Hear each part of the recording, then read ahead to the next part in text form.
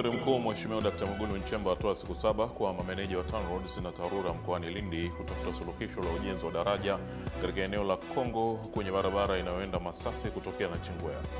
Na kocha na nahodha wa timu ya taifa ya Tanzania Taifa Stars watema cheche kuelekea mchezo wa kwanza wa michuano ya AFCON dhidi ya Nigeria hii leo.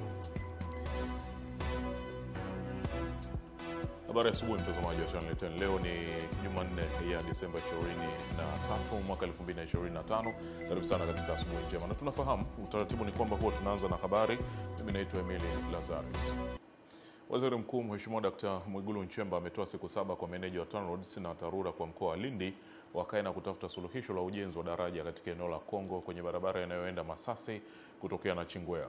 Ametoa agizo hilo wakati akizungumza na viongozi na wananchi wa Nachingwea mara baada ya kukagua ujenzi wa ofisi za halmashauri ya wilaya ya Nachingwea mkoani Lindi.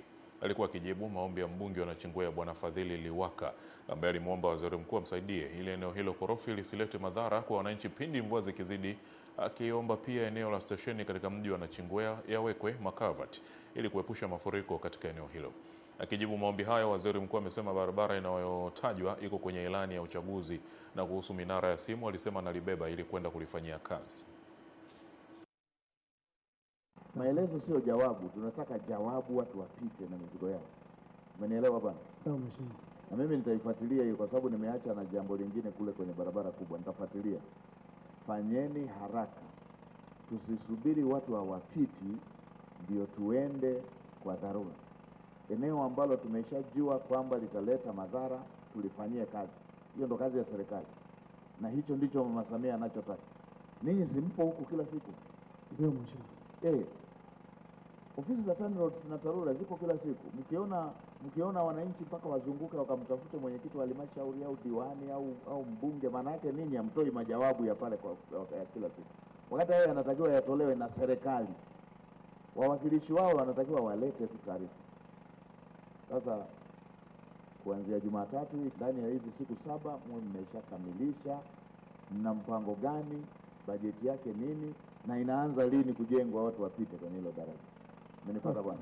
Sawa mheshimiwa, tunapokea. Haya ninayoyasema kwa lile la Kongo mfanye hivyo hivyo na hii ya station. Msiache mpaka wananchi watamani kutengeneza daraja kwa majembe ya mkono.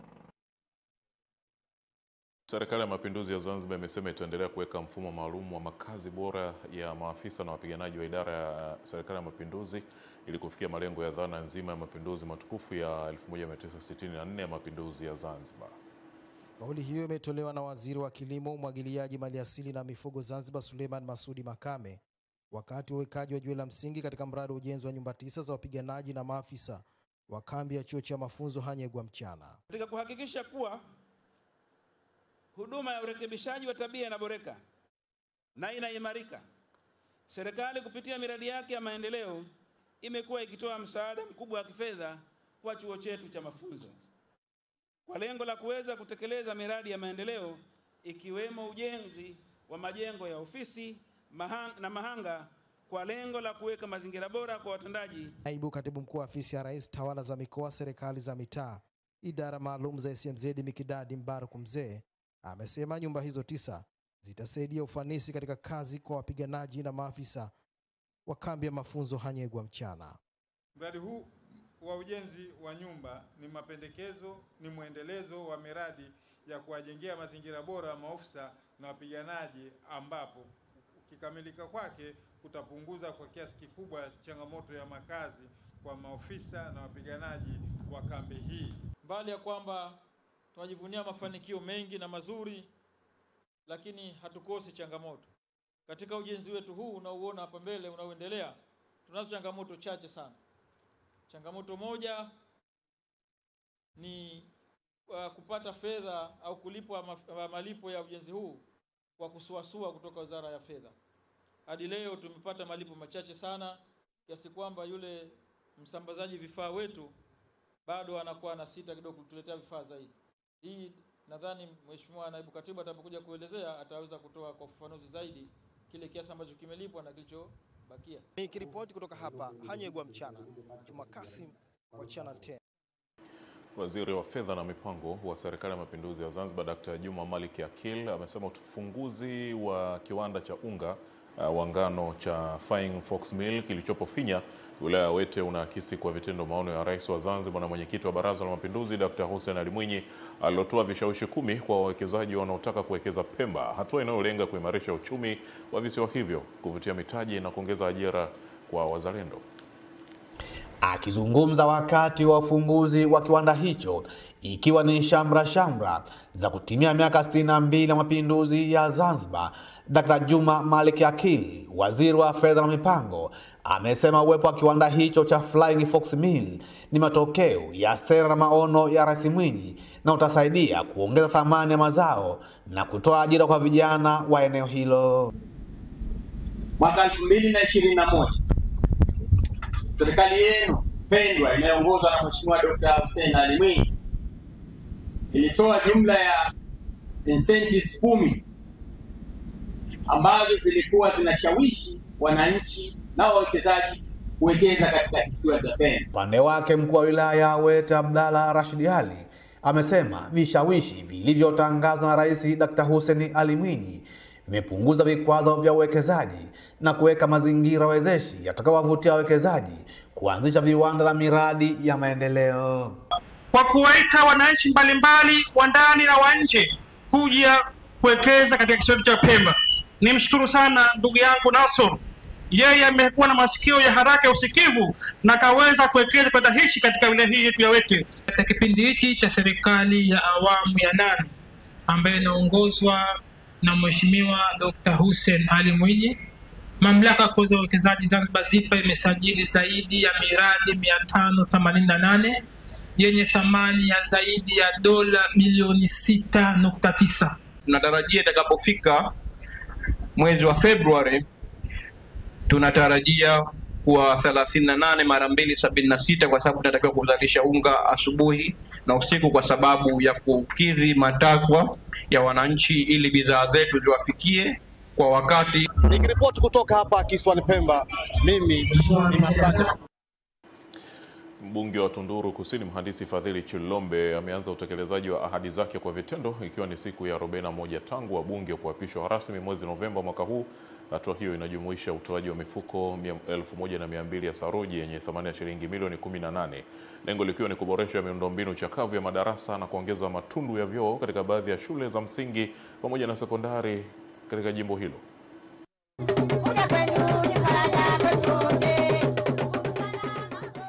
Akizungumza wakati wa zoezi la kukabidhi mifuko 50 ya saruji kati ya 200 walioahidi katika kijiji cha Makoteni, mbunge wa jimbo la Tunduru Kusini Mhandisi Fadhili Chilombe amesema mpango huo ni utekelezaji wa dhamira yake ya kushughulikia changamoto za msingi zinazoikabili jimbo hilo, hususan katika sekta ya afya. Kati ya mifuko 1200 ambayo imenunuliwa kwa mara ya kwanza, kwa maana ya awamu ya kwanza, wakati tunafanya kampeni tulikutana na changamoto nyingi sana. Darasa liko pale limekufa, wanafunzi hawana vyoo. Kwa hiyo tumefanya utaratibu wa namna ya kujaribu kuona ni namna gani tunapunguza hii gap. Takriban tani 60 za saruji tayari zimeshaanza kugawanywa katika baadhi ya vijiji na kata, hatua inayotarajiwa kuboresha hali ya masomo na usalama wa wanafunzi. Shule ya msingi Makoteni ni moja ya shule zinazonufaika, ambapo kuta na baadhi ya madarasa zilikuwa katika hali ya hatarishi, jambo lilokuwa likihatarisha usalama wa watoto na kupelekea hofu miongoni mwa wazazi. Na kitu cha ajabu ambacho kimetushangaisha sisi wananchi wa kata ya Ligoma, hasa kwenye kijiji cha Makoteni, ahadi tulitegemea kwamba ina muda mrefu wa utekelezaji kama tulivyozoea, lakini kwa bahati nzuri sana leo amechaguliwa. Lakini pia na yale madarasa zile nyufa zinakwenda kuvunjwa kujenga madarasa mapya. Mbunge huyu ni wa aina yake, kwa sababu wabunge kwanza wapite, sio huyu mbunge tuna imani kwamba atatusaidia. Mheshimiwa mbunge kwa fadhila alizotuletea sisi wanakijiji wa Makoteni ambao tulikuwa na hadha hii kwa muda mrefu, hususan vyoo pale shuleni ilikuwa ni tatizo sana, na hata yale majengo ya kufundishia watoto shuleni yalikuwa chakavu. Nikiripoti kutoka mkoani Ruvuma, ni Jimmy Mengele wa Channel 10. Waziri wa Nchi, Ofisi ya Waziri Mkuu, Kazi, Ajira na Mahusiano, Deus Sangu amewataka wamiliki wa taasisi binafsi na za umma zinazoajiri wafanyakazi kusajili maeneo yao ya kazi mara moja kwa mujibu wa sheria ya usalama na afya mahala pa kazi OSHA. Waziri Sangu amesema hadi sasa ni taasisi 50,000 tu nchi nzima ndizo zilizosajiliwa na OSHA, huku 150,000 zikiwa bado hazijasajiliwa, na kwamba idadi hiyo ni kubwa sana, na kuwataka ndani ya miezi mitatu kuhakikisha wanasajili au hatua za kisheria zitachukuliwa dhidi yao. Amebainisha hayo wakati alipofanya ziara yake ya kwanza katika taasisi hiyo yenye jukumu la kulinda nguvu kazi ya taifa, ambapo amesema majukumu ya msingi ya taasisi ya OSHA ni kulinda nguvu kazi ya taifa pamoja na mitaji ya wawekezaji kupitia kutoa ushauri wa kitaalamu na miongozo inayowezesha kudhibiti ajali, magonjwa, vifo pamoja na uharibifu wa mali mahali pa kazi. Naomba nitoe wito kwa waajiri, wamiliki wa maeneo ya kazi na wasimamizi wa maeneo ya kazi nchi zima katika taasisi binafsi na za umma ambao hawajasajili maeneo yao OSHA kufanya hivyo mara moja, kama nilivyosema sheria inawahitaji kufanya hivyo, ambapo adhabu yake ipo kwenye sheria hiyo, ni kutoa faini ya fedha au kwenda kwenye kifungo cha jela. Naye mtendaji mkuu OSHA Hadija Mwenda amesema wao kama OSHA wako tayari kupokea maelekezo na kutoa ushirikiano kwa serikali ili kuhakikisha wafanyakazi wanafanya kazi katika mazingira ambayo ni salama na yenye kulinda afya zao kwa kuzingatia taratibu zilizowekwa katika kuzuia ajali na magonjwa yatokanayo na kazi. Sisi tuseme kwa niaba ya watumishi wenzangu, tuko tayari kuwasikiliza, tuko tayari kupokea maelekezo, tuko tayari kutoa ushirikiano ili kuhakikisha kwamba sisi hatui sababu ya nyinyi kutotekeleza majukumu yenu. Kutoka Dar es Salaam, Fatma Hassan, Channel 10. Chama cha Mapinduzi CCM mkoa wa Geita kimewahakikishia wananchi kuwa hali ya usalama mkoani humo ni tulivu na inaendelea kuimarishwa, na kwamba hakuna sababu ya wananchi kuwa na hofu na kufuatia matukio ya uvunjifu wa amani yaliyojitokeza baada ya uchaguzi mkuu. Wito huo umetolewa na mwenyekiti wa CCM mkoa wa Geita Nicolaus Kasendamila wakati akizungumza na wajumbe wa halmashauri kuu ya CCM wilaya Bukombe na Mbogwe. Amesema vyombo vya ulinzi na usalama vipo kazini muda wote na vimejipanga kikamilifu kuhakikisha wananchi wanaendelea na shughuli zao za kila siku bila kusumbuliwa na mtu yoyote. Kuna watu wanafikiria tu wabweteke tu kwa kujenga hofu, kujitafutia riziki hakuna, akiba ulionayo ndio unatumia. Ukienda shambani usia kafanya tu tayari gaika. Amani sasa ipo. Jeshi letu la polisi, majeshi yetu yote chini ya amiri jeshi mkuu wanatuhakikishia kwamba sasa amani ya taifa letu imerejea, watu tukaendelea kuchapa kazi majukumu yetu mbalimbali. Amesisitiza kuwa amani ni msingi wa maendeleo na ustawi wa jamii, huku akiwataka wananchi kudumisha mshikamano na kuendelea kushirikiana na vyombo vya usalama kwa kutoa taarifa pale wanapoona viashiria vya uvunjifu wa amani. Baadhi ya wajumbe wa halmashauri kuu ya CCM katika wilaya hizo wamesema kweli sisi Bukombe tuko salama, wananchi wanaendelea kufanya shughuli zao na hatuna hofu. Shughuli za chama zinaendelea kama kawaida. Kwa hiyo wananchi tuendelee kuwa na amani kwa sababu taifa letu sasa ni salama. Ametutia moyo, amewaambia watu wa Bukombe waendelee kuiamini serikali yao imejipanga sana kuhusu juu ya tishio kubwa hili la matukio na hasa kwenye nchi yetu. Kutoka hapa mkoani Geita, mimi ni Mrisho Sadik. Elimu ya ujuzi wa kujiajiri na kuajirika kwa wahitimu wa vyuo vya elimu ya juu na kati nchini imeanza kuwafungua wahitimu wa vyuo hivyo kwa kutambua fursa za ajira zilizopo.